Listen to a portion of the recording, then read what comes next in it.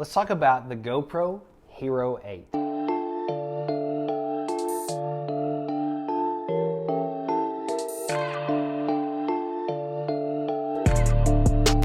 Hey guys, Joshua Smith here. It's been a minute since we have talked. There's been a lot of things happen since the last time we filmed. We've moved, made some changes to our company, and as you can tell, the setup's a little bit different here because we're in a new place.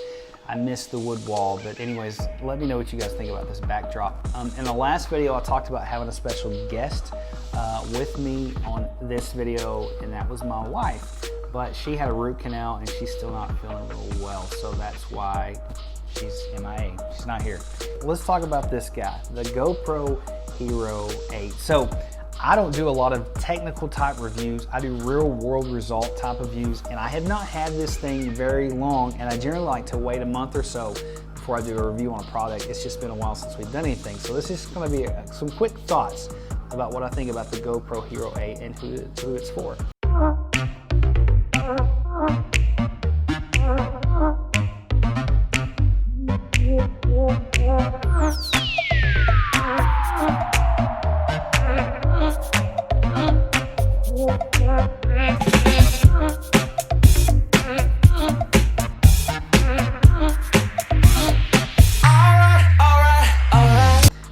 I have generally stayed away from GoPros because I just always have found the footage has not been that cinematic and been kind of hard to use.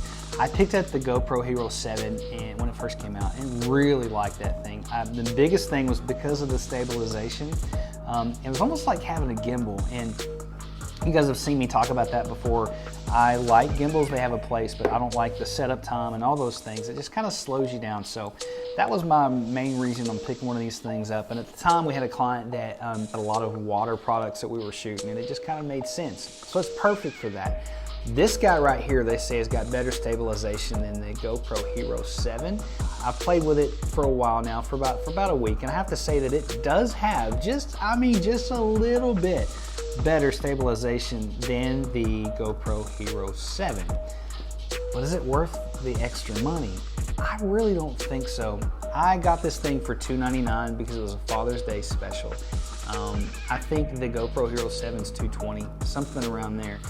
I would definitely save your money and buy the 7. That's just my first thoughts. Now, after I've had this thing and played with it a little bit longer, that might change. The other complaint I have about this guy compared to the 7 is the 7, you could change the lens out. If this thing gets scratched, you're out of luck. With the GoPro Hero 7, you could change it, and that was just, I don't know, it was almost, that's why you have an action camera, because you can throw this thing in places you wouldn't put in your main camera and not have to worry about it. But with this guy, I've got to go get a screen protector. That's just another step I've got to do.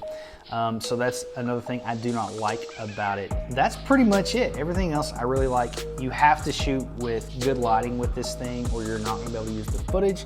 The 4K is really good. It actually has a little bit higher bit rate that you can shoot. I think it's 100 megabits per second. I could be wrong about that, but it does have the option to shoot in a higher bit rate, which gives you a little bit more detail. I don't know that you're really gonna be able to tell a difference too much, but that is there. See, action cam, I dropped it. There's just a lot of things like that that are pretty good. So the things that I like about this thing is the simplicity, the size is perfect. I took it out today and I did some vlogging tests with it to see if this is something that you could pull out of your pocket and vlog with. I always shoot with the Canon EOS R or the RP, and I vlog with those because they're so good. The image out of the Canon is amazing. You guys know that. It's how I feel about it. But sometimes you're in a crowd or you don't want people to stop and stare at you, and it's kind of awkward with this thing. So I think this is the perfect setup. So one thing they have done with these cameras is they've made a cage. I guess I'm just going to call it a cage for it, where you can put a little monitor if you want.